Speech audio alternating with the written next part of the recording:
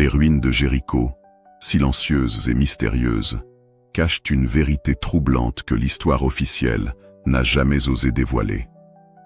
Considérée comme l'une des plus anciennes villes du monde, Jéricho était autrefois une cité prospère, réputée pour ses remparts imprenables et sa richesse inégalée. Pourtant, cette forteresse invincible a connu une chute brutale, un effondrement qui dépasse l'entendement. Derrière les légendes de conquête et de miracles, une autre histoire se murmure. Une histoire de péché et d'idolâtrie, de rituels obscurs et d'offrandes impies. Au cœur de la cité, un culte secret prospérait, exigeant un tribut sanglant, des femmes, livrées aux dieux dans des cérémonies dont l'horreur dépasse l'imagination. Ces sacrifices n'étaient pas seulement symboliques, ils étaient la clé d'un pacte ancien, destiné à assurer la puissance de Jéricho, mais aussi à précipiter sa perte. Que s'est-il réellement passé derrière ces murs aujourd'hui en ruine? Quels étaient ces dieux insatiables auxquels on offrait des vies humaines? Pourquoi la chute de Jéricho semble-t-elle avoir été prédestinée, comme un châtiment inéluctable? Dans cette enquête captivante, nous allons explorer les secrets occultes de cette ville maudite, plonger dans les ténèbres d'un passé oublié et révéler les véritables causes de la destruction de Jéricho. Ce que vous allez découvrir pourrait bien bouleverser tout ce que vous pensiez savoir sur l'histoire ancienne. Restez jusqu'à la fin, car chaque indice nous rapproche d'une vérité terrifiante. Et si ces pratiques existaient encore aujourd'hui, cachées sous d'autres formes? Avant de poursuivre, n'oubliez pas de vous abonner et de laisser un like, car ce voyage dans le passé ne fait que commencer. Jéricho, ville antique, dont les murs colossaux semblaient défier le temps et les invasions, était bien plus qu'une simple forteresse. Derrière sa splendeur apparente, se cachait un monde d'ombre, de secrets indicibles et de pactes impies. Ce n'était pas une cité ordinaire, mais un lieu où les dieux eux-mêmes semblaient régner à travers des cultes aussi mystérieux que terrifiants. Au cœur du croissant fertile, Jéricho se dressait comme une oasis de prospérité. Ses rues pavées résonnaient du bruit des marchands, des chevaux tirant des charrettes chargées d'épices et de tissus précieux. Les temples scintillaient sous les rayons du soleil, décorés d'or et de pierres rares, symboles de la richesse des prêtres et des élites qui régnaient sur la ville. Mais cette prospérité avait un prix. Depuis des générations, les dirigeants de Jéricho entretenaient un culte obscur en l'honneur de divinités oubliées. Pour assurer la prospérité et la protection de la ville, un tribut devait être versé.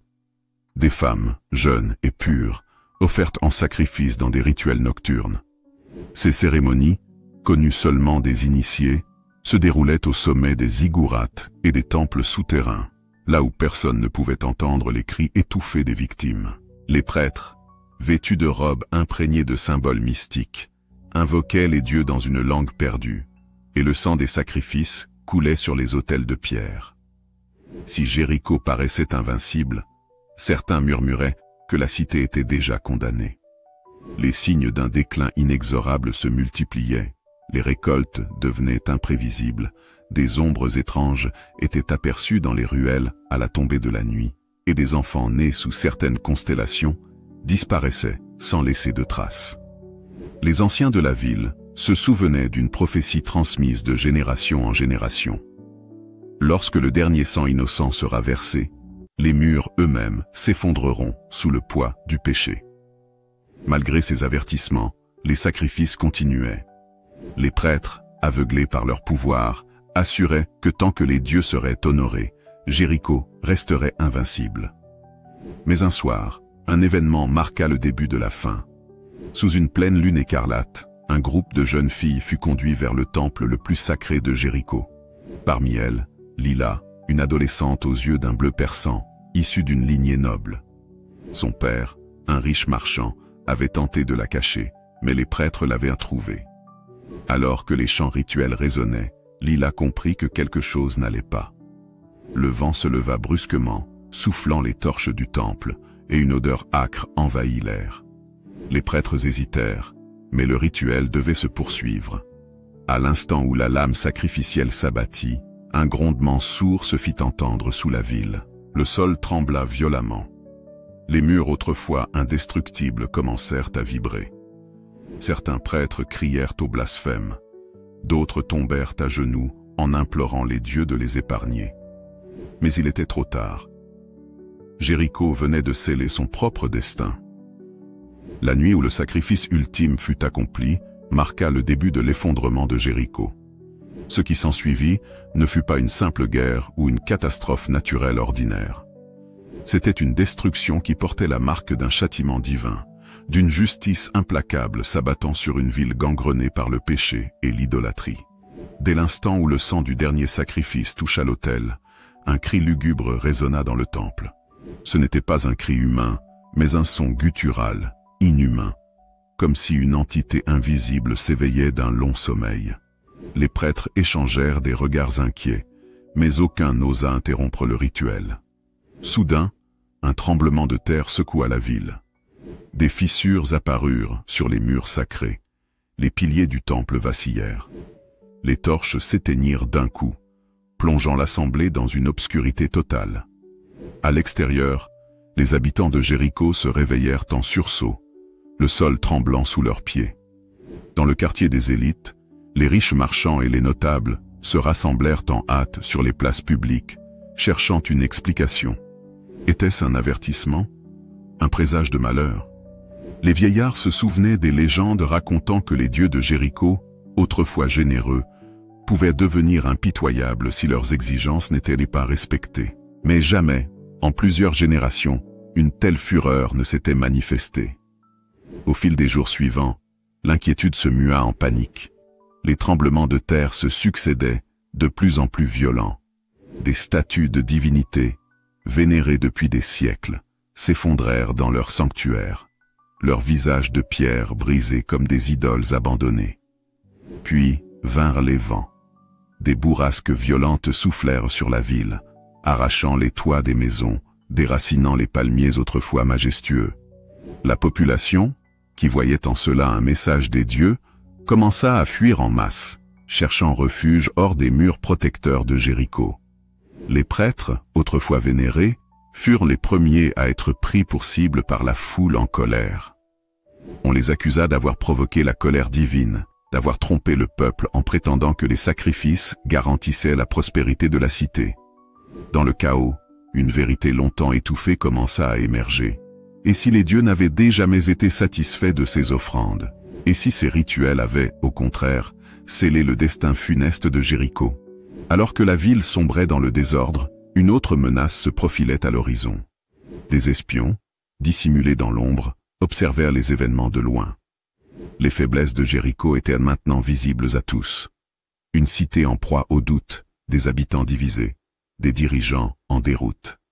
Parmi ceux qui complotaient contre la ville, une armée avançait lentement, patiemment, profitant de la confusion grandissante. L'ennemi savait que l'heure approchait où les remparts, autrefois imprenables, céderaient sous le poids du désespoir. Mais ce que les conquérants ignoraient encore, c'est qu'ils n'allaient pas seulement marcher sur une cité affaiblie. Ils allaient entrer dans un lieu hanté par ses propres démons, une ville où le sang versé n'avait pas encore fini d'appeler sa vengeance. La ville de Jéricho était à l'agonie. Son peuple, autrefois fier et convaincu de l'invincibilité de ses murailles, vivait désormais dans la peur et le désespoir. Les prêtres avaient perdu leur autorité. Les sacrifices n'apportaient plus la protection promise, et une armée ennemie se rapprochait inexorablement. Ce qui se jouait n'était plus une simple conquête, mais l'exécution d'un jugement divin, une sentence dictée par les forces invisibles que la ville avait défiées trop longtemps. L'armée des envahisseurs s'installa à quelques kilomètres de la cité. Ils n'attaquèrent pas immédiatement. Au lieu de cela, ils encerclèrent Jéricho, bloquant toute sortie, coupant les ressources. Le silence pesait comme une menace, car l'ennemi ne faisait rien, si ce n'est attendre. À l'intérieur, la situation se dégradait rapidement. La nourriture venait à manquer, l'eau était rationnée. Le peuple commença à se retourner contre ses dirigeants. Certains habitants tentaient de fuir en secret, mais chaque nuit, des corps étaient retrouvés pendus au mur, sans que personne ne sache comment ils étaient arrivés là. Les légendes disaient que les dieux trahis punissaient les traîtres, avant que les hommes n'aient le temps de le faire. La peur s'installait dans chaque esprit. Puis, un matin, un son étrange résonna dans l'air. Ce n'était ni le cri d'une armée en marche, ni le fracas des armes. C'était un son unique, puissant, vibrant, des corps. L'armée ennemie marchait en silence autour des remparts, portant des trompettes d'un éclat doré, soufflant dans ses instruments mystérieux avec une régularité hypnotique. Pendant 6 jours, ils ne firent que cela, marchant et sonnant ces corps mystiques, alors que la ville, paralysée par l'incompréhension, observait. Certains moquaient cette stratégie, d'autres tremblaient en silence. Les prêtres, eux, savaient. Ce n'était pas une attaque ordinaire, c'était un appel, un rituel inverse, une invocation destinée à briser la malédiction qui liait la ville. Le 7e jour, tout changea. Les soldats soufflèrent une dernière fois dans leurs trompettes, mais cette fois, le son fut suivi d'un cri unanime, d'un rugissement de guerre qui fit trembler la terre. Puis, un grondement sourd s'éleva des profondeurs de Jéricho. Les murailles, celles que l'on croyait éternelles, commencèrent à s'effondrer. La scène qui suivit fut d'une horreur indescriptible. Des pans entiers des remparts s'effondrèrent comme si une force invisible les pulvérisait de l'intérieur. Les rues se fissurèrent, engloutissant maisons et temples dans des gouffres sans fond. Mais ce qui glaça le sang des assaillants, ce ne fut pas seulement la destruction de Jéricho. C'étaient les hurlements.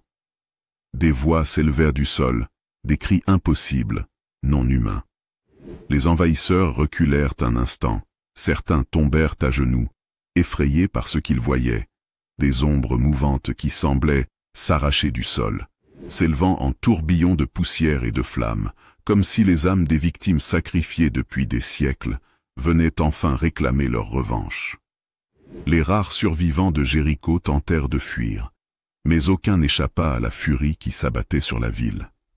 Certains furent écrasés sous les décombres, d'autres disparurent dans les flammes qui jaillissaient des temples détruits. Les prêtres, paniqués, s'étaient réfugiés au cœur du sanctuaire principal, priant leur Dieu de les épargner. Mais les idoles de pierre, fissurées et brisées, ne leur répondirent jamais. Lorsqu'enfin tout se calma, Jéricho n'existait plus. Les vainqueurs entrèrent dans les ruines, mais il ne restait rien à piller. Pas de richesse, pas de survivants. Juste un désert de cendres et de pierres brisées. Là où autrefois s'élevaient des palais et des marchés animés, il ne restait qu'un silence accablant, marqué seulement par le sifflement du vent entre les ruines. Les murs de Jéricho n'étaient même pas tombés sous la force d'une armée. Ils s'étaient effondrés sous le poids du péché. Les ruines de Jéricho devinrent un lieu évité. On racontait que ceux qui s'y aventuraient entendaient encore des murmures la nuit, des pleurs de femmes, des soupirs de damnés. Certains affirmaient avoir vu des silhouettes errer entre les débris, des ombres sans visage qui disparaissaient dès qu'on les approchait. Les vieillards racontaient que tant que les âmes des femmes sacrifiées ne trouveront pas la paix, Jéricho ne pourrait jamais renaître. Les siècles passèrent, et malgré les tentatives de reconstruction, la ville ne retrouva jamais sa grandeur d'antan. Car une cité bâtie sur le sang et la trahison ne pouvait que connaître un destin tragique. Et aujourd'hui encore, ceux qui s'aventurent près des ruines de Jéricho ressentent ce frisson glacial dans l'air. Un avertissement. Un rappel que les dieux, une fois trahis, ne pardonnent jamais. Si vous êtes arrivé jusqu'ici, merci d'avoir suivi cette histoire jusqu'à la fin. Vous venez de plonger dans l'un des secrets les plus sombres de l'histoire antique, un récit de puissance, de péché et de châtiment divin. Jéricho n'était pas seulement une ville fortifiée, c'était un symbole, un rappel que la prospérité bâtie sur le sang et l'idolâtrie ne dure jamais éternellement. Son histoire continue de fasciner et d'effrayer, nous laissant avec une question troublante. Combien d'autres cités, aujourd'hui encore, portent en elles des secrets aussi terrifiants? Si cette histoire vous a captivé, n'oubliez pas de laisser un like pour soutenir le travail de recherche et d'écriture. Abonnez-vous pour ne rien manquer des prochains récits historiques et mystérieux qui vont encore vous surprendre. Et dites-moi en commentaire, Pensez-vous que Jéricho a été détruite par une force surnaturelle, ou était-ce simplement le destin d'une ville maudite? Merci encore d'avoir suivi cette exploration fascinante, et à très bientôt pour une nouvelle plongée dans les mystères oubliés de l'histoire.